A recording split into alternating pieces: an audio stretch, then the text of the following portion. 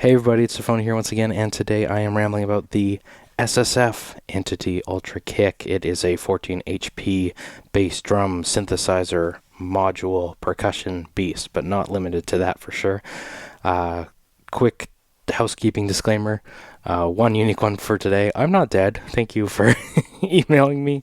I know I made a mental health video and then disappeared for a couple days, but I have some sort of sickness, illness. So one, sorry that I'm going to probably sound even more hoarse than usual today. And two, no, I'm not dead.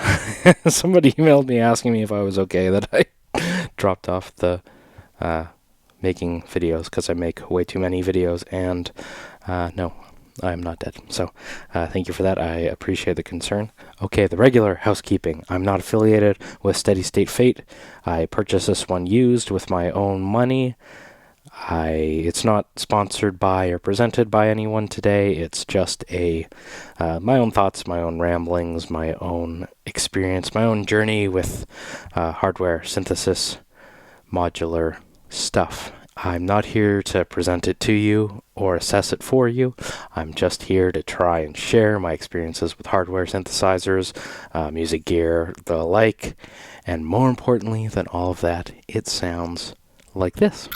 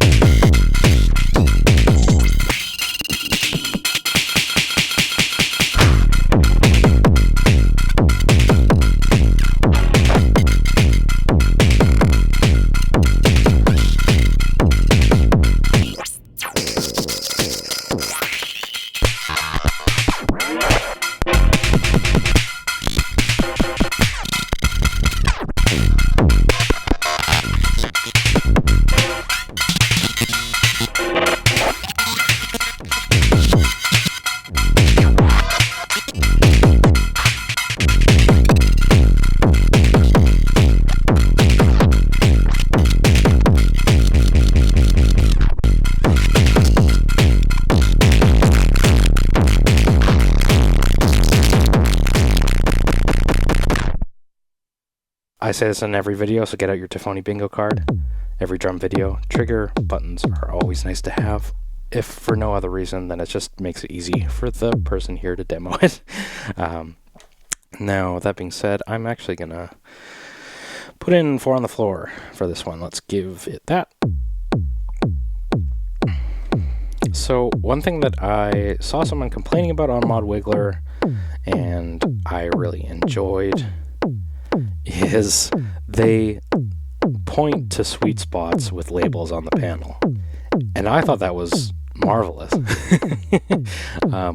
It took a lot of unlearning, I guess, when I first got into modular, that guitar pedals, at least generally, I think, unless it's a misconception too, usually noon is the default setting, and turning it up makes it, further from the default or softer than default to the left. But I don't know, there's just if you want to get started with the Ultra Kick, sickness, you can just line up all the knobs with those, you can just line up our knobs with those indicators to get us started and get going. It's really simple. And to be honest, it's if you like drum synthesis, it's really hard to get bad sounds out of the Ultra Kick, and I really love that. It's just great. It's a little large, I'd say, for a kick module. If space is a concern, and again, this isn't a review, but if space is a concern, maybe you might want to opt for the battering ram. I did at one point trade this for the battering ram and only go with the battering ram because I thought the space premium, I do generally find I'm in this territory that you're hearing right now, is something you can get out of the battering ram, but I don't know, you can't, there's a level of flexibility here that the battering ram doesn't have that I really like. There's a little bit more beef here, but if space is a concern, it's a little cheaper too, the battering ram. If space is a concern, maybe crap for that, but I don't know. Ultra Kick, just the best kick module in Durac that I can think of, and I know that's sounds kind of clickbaity, or I don't know. But It just sounds so good. Anyway, this won't be a swooning fest, but, I have to get that out of the way. It can do a lot more, though, because there's a compressor on board. And you know what? Maybe I'm derailing myself too far here.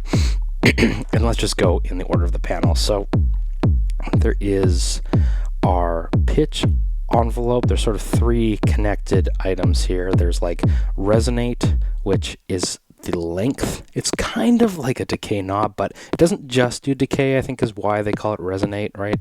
I hate my stupid Eurorack naming conventions, but resonate actually makes sense because you get different tones in kicks generally, and definitely in the case of cranking the resonate knob when you crank it, right? So yes, it is increasing the decay, but it's also getting way more boomy when you fully crank it, right? So makes you wish you were in Germany. Now, if I bring that down to their suggested thing, there's some other things that go on here too, though. So all of these things, given that it's dual core, are kind of connected, right? When you increase the punch, the resonate lasts longer. There's more sustain, right? So we get some more sustain.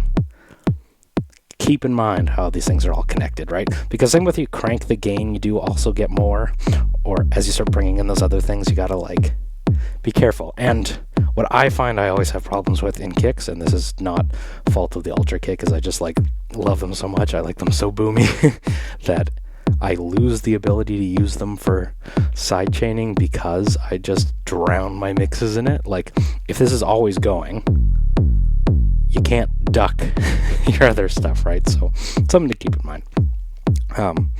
But honestly, so if you like something enough, I think that's a good reason to pursue it more than worrying about how sidechained the end of your mix is, if that makes sense. But we'll get into that in a little bit. So I was trying to go top to bottom. What I wanted to do, so there's our pitch envelope.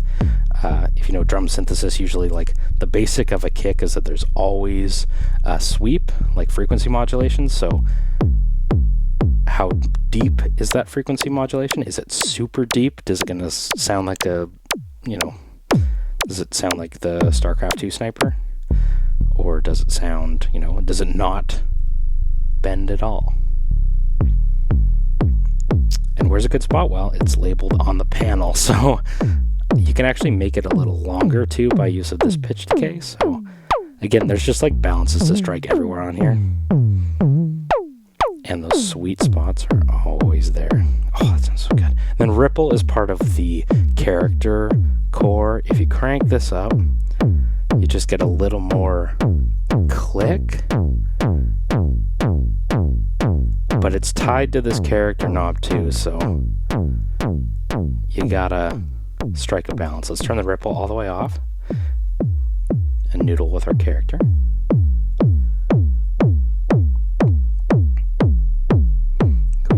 Frequency down a hair. Excuse me. Make it really ripple. If you really want it to donk.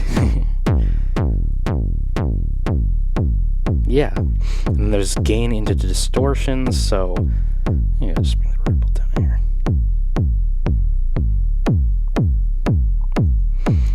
So starting off at the bottom, we can just crank this thing.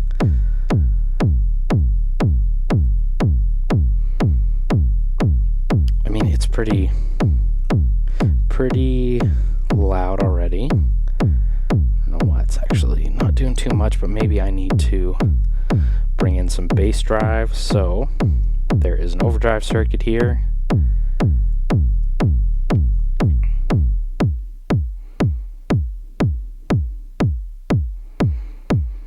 Pretty subtle when it's already so blown out. So maybe let's try and do a more subtle thing here. So we got a pretty standard kick here. Let's bring in the bass drive. And their bass distortion. Pretty subtle.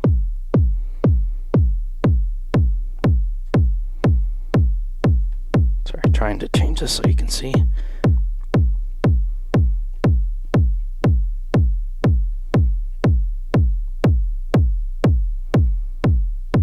dynamic, so there's a compressor on board. And let's hear how that sounds. My understanding it's the same as I have here in the Autodyne, but now you're really going to hear that.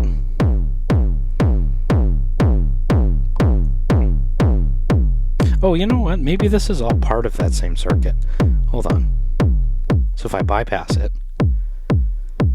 and then I bring it up to noon, that starts to come in, but yeah, okay. So now, interesting, I didn't realize these.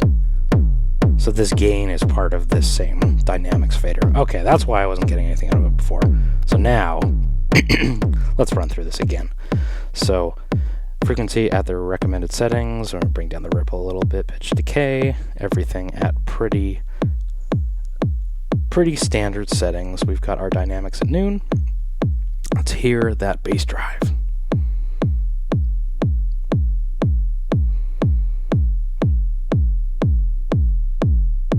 Yeah, bring that back down to noon.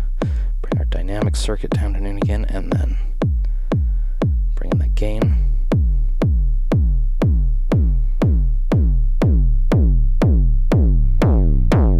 Just getting crazy.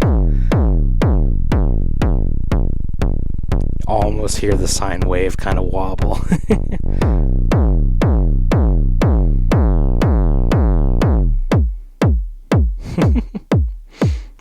Yeah, little too crazy. I do like the bass drive though, so maybe we'll crank that all the way and leave our like dynamics mix at noon, and then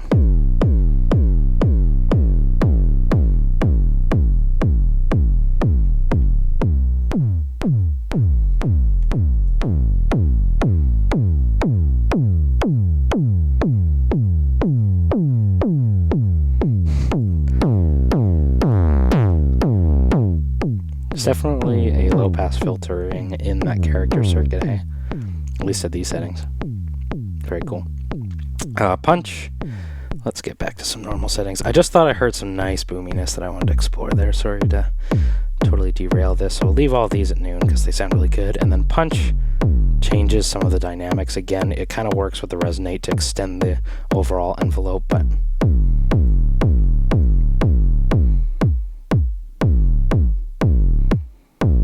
anyway, this is one of the first modules I ever had, and when I got into it, it's just like exploring sounds in this way, just to like, you know, you don't have a ton of knobs. There's like 8 main controls. It never gets like so crazy that it's unrecognizable, and it never sounds bad. It always sounds good, but then it's always just like, oh, if I, you know, tweak things a little bit in this regard and then in that regard, and then it's just like, how insane can my kicks get, right? So I don't know, it's hard to beat the Entity, the Ultra Kick, that is. What could be better? Now let's bring in some other stuff.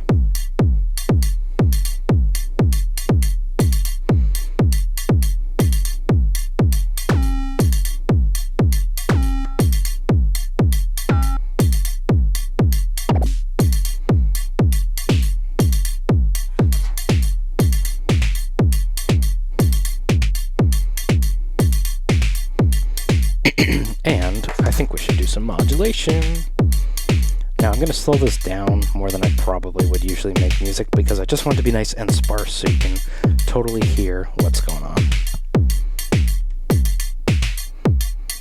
I'm going to make my kicks a little shorter than I normally do too, for the same reason. I want to be able to demonstrate some of our side chaining first. So you'll see right here, actually, you know what, just because I can, we're bringing this up here. We've got Plonk doing the hat. We've got the Erica Spico Drum 2 doing that snare. We have all of this in a submix going through the SSF Autodyne, which is a compressor. And now I am going to first, before we do some modulation of the Ultra Kick, I'm going to use the 2 outputs. So on the Battering Ram, to make a comparison, there was a sidechain output which was reversible, and let's try this here.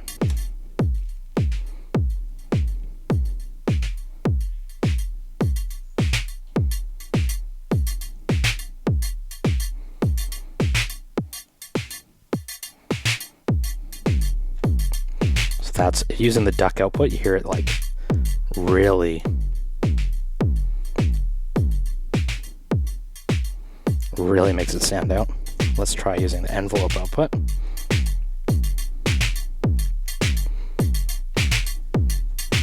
Interesting.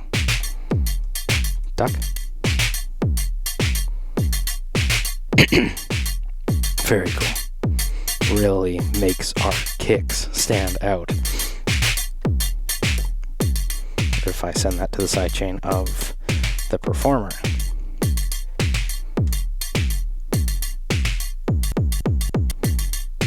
This is going to duck my voice too, I think. What if we do envelope? Cool. I don't actually have a very dramatic gain on the sorry, I don't have a very dramatic compressor on the performer, but what we could do is use the envelope to boost the gain on the bagar. So now if I send positive, the kicks are going to bring up the distortion or duck them.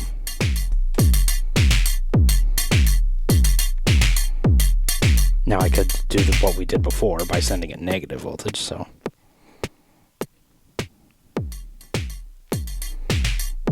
But yeah, I think we want our envelope follower to crank it so the kicks are always going to be louder. And then if I'm doing that, this is another benefit of using the Ultra Kick is I have another output to take my duck and quack its way into the sidechain of the autodyne.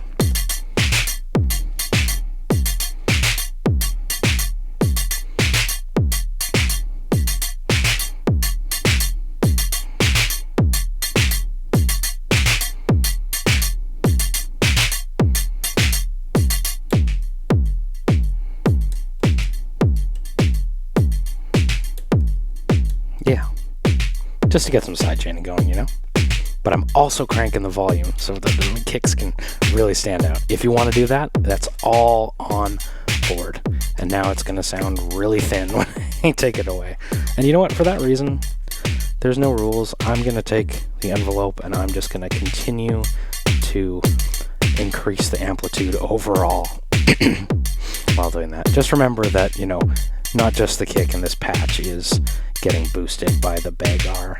It's everything is getting boosted. So with that in mind, let's do some modulation. Let's take some sine wave LFOs from PAMs and modulate our decay.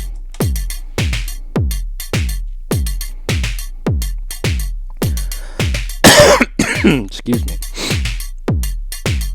Now there's an attenuator on board here. Okay. So I plugged it in and let's do that.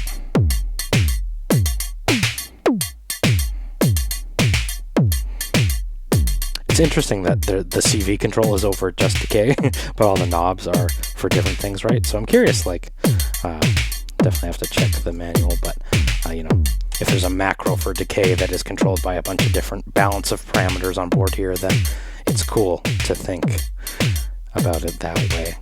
So if we crank it up all the way, you definitely hear that pitch decay is getting modulated in that way. So you know what, actually let's try and do some random too, just because I like to do that. Switch our shape on PAMs to random.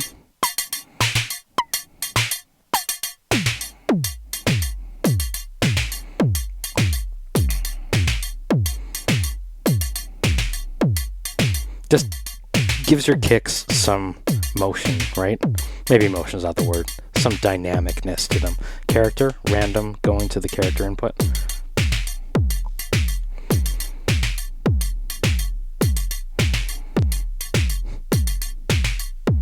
Interesting. Only getting the occasional fart. Let's make sure my sine wave isn't attenuated or something like that.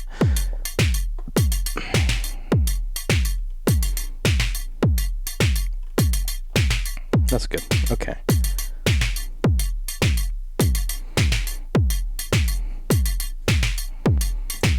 Let's try the bass drive.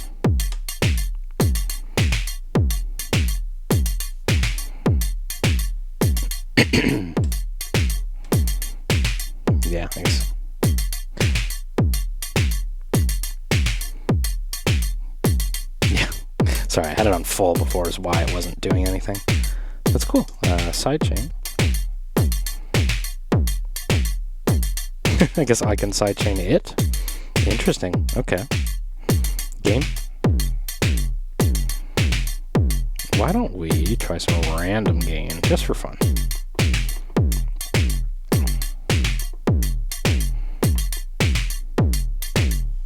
Just get some. Nope, that wasn't one. Just get some random booming. Yeah, that's fun. I almost just like tempted to like multi random source and patch up all of these, you know? It's really cool. Resonance.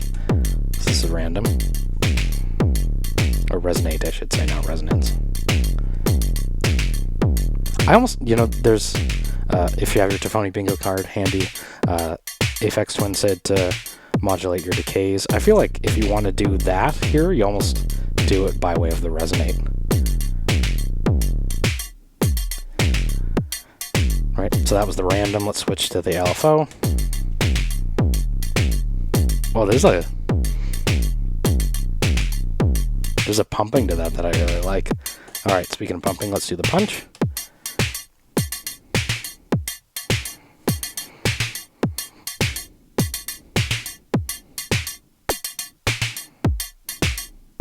Sorry. Okay, here's punch without the random source. Sorry, punch without the LFO. Punch with the LFO. Oh, I really like that. Just motion, you know? Random.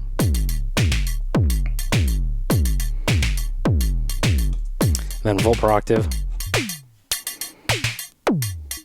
I think this is just control over the frequency knob, which isn't going to sound very interesting in random mode, but if we do our LFO mode,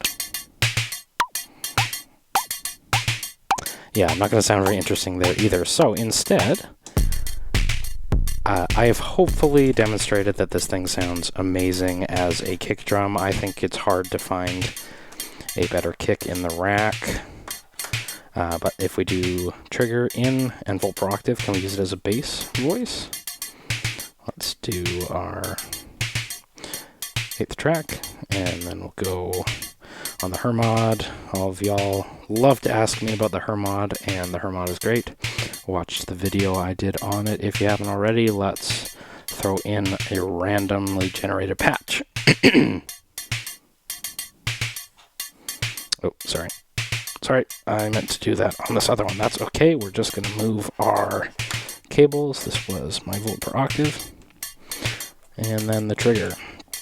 So can this do bass lines?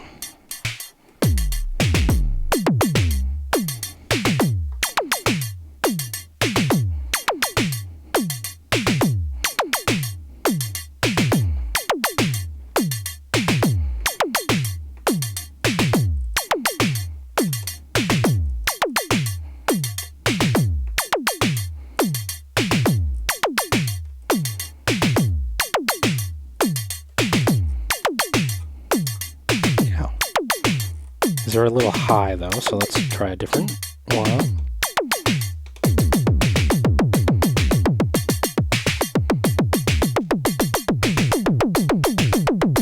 It's a little too dense. Excuse me. A density max of 100, we definitely do not want that, so let's get down to 60. And try this again.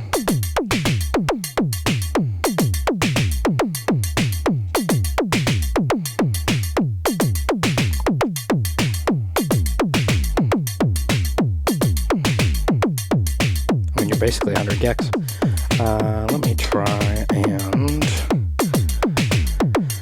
patch in another kick now that we have muted our first.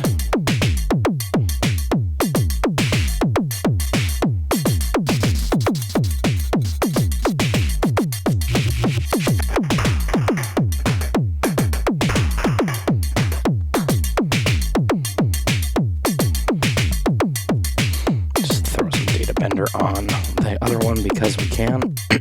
Excuse me. And our trigger.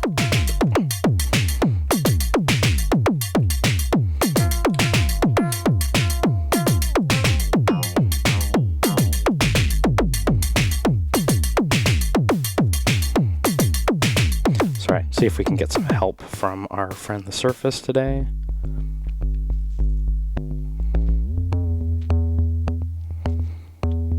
Yeah, that'll do for a kick. It's no ultra kick, but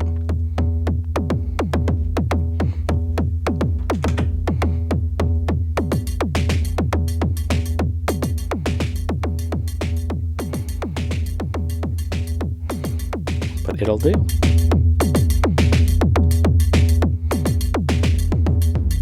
So maybe let's make some changes that make this more melodic and less kick drummy.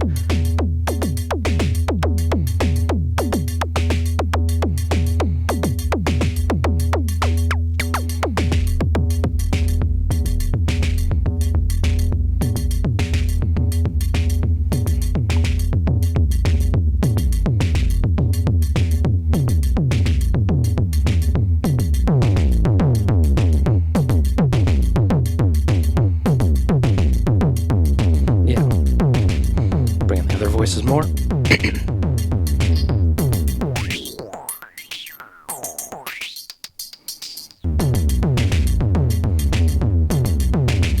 So yeah, that's nice. I mean, I will say I have never used it in this way, but it's fun for sure.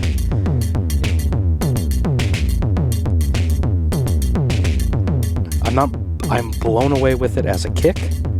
I am not as blown away with it as a synth bass voice as I was with the battering ram and the WMD kick, forgive me. Crater, I think. Those two blow me away as synth voices to a point where I almost felt like they were better synth voices than kicks. That's definitely not the case with the Ultra Kick for me. This is cool, but I would never forgo it as a kick in favor of that because this kick is so nice. So let's do some bangin' donks, as the kids say.